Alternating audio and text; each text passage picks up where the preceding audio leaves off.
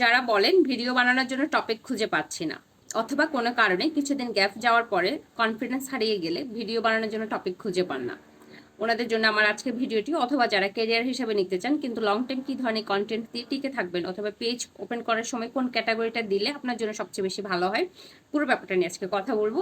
আসসালামু আলাইকুম, সবাই কেমন আছেন? আশা করছি সবাই খুব ভালো আছেন। যিনি বা যারা যেখান থেকে এই মুহূর্তে আমাদের ভিডিওটি দেখছেন, যদি ভালো লেগে থাকে প্লিজ লাইক কমেন্ট শেয়ার দিয়ে পাশে থাকবেন, আর যদি ভালো লেগে না থাকে নিজের মতো স্ক্রিপ্ট করে চলে যাবেন। যারা ভিডিও বানানোর জন্য টপিক খুঁজে পান না, অথবা লং টাইম ধরে কিভাবে কন্টেন্ট নিয়ে টিকে থাকতে পারবেন, কোন ধরনের কন্টেন্ট নিয়ে টিকে থাকতে পারবেন, পেজ ওপেন করার সময় কোন ক্যাটাগরিটা দিবেন, ওই বিষয়গুলো নিয়ে যারা চিন্তা করছেন ওনাদেরকে বলছি। প্রথমত, পেজ যখন ওপেন করবেন তখন চেষ্টা করবেন এমন একটা নাম, এমন একটা ক্যাটাগরি দিতে, যদি আপনি স্পেসিফিক কোনো সাইডে দক্ষ না হন।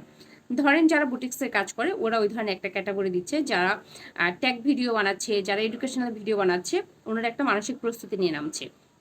কিন্তু যারা আসলে মানসিক প্রস্তুতি স্পেসিফিক কোনো বিষয়ের মধ্যে পারদর্শী না, কিন্তু ওনারা কন্টেন্ট করতে চাচ্ছেন, ওনারা কি দিবেন?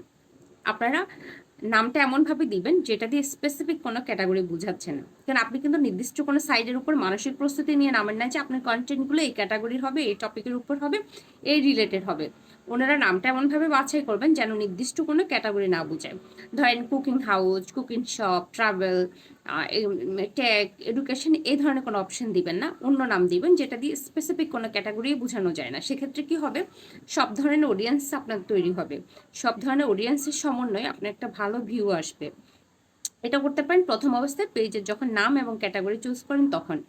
আর যখন দেখবেন যে আসলেই কনফিডেন্স পাচ্ছেন না, আমার নিজেরও তেমন হয়, যখন কিছুদিন গ্যাপ যায়, কোনো একটা আমাদের ধর্মীয় ওকেশন ধরেন যাচ্ছে, কিছুদিন আমি গ্যাপ রেখেছি, অথবা বাসায় গেস্ট আসছে, 2-3 দিন আমি কন্টেন্ট করি না, আমার না তখন মাথায় আসে না কিসের উপর, কোন টপিকের উপর কন্টেন্ট করব। সেক্ষেত্রে না, আপনার যখন যেটা মাথায় আসে, অনেক সময় দেখা যায় আমরা যেহেতু কন্টেন্ট ক্রিয়েট করি, কন্টেন্ট রিলেটেড বিভিন্ন টপিক মাথায় আসি, সাথে সাথে না ওটা নোট করে ফেলবেন। যদি মোবাইল হাতে থাকে মোবাইলে নোট করে রাখবেন, না হলে কোথাও একটু কাগজে লিখে রাখবেন। যখন আপনি কন্টেন্ট ক্রিয়েট করতে আসবেন তখন আপনি ওই টপিকের উপর কন্টেন্ট তৈরি করতে পারবেন। এতে কিন্তু অনেকগুলো মানে এভাবে যত টপিক মাথায় আসবে ওটা লিখে রাখবেন, ওটার উপরে একটা একটা করে কন্টেন্ট করবেন।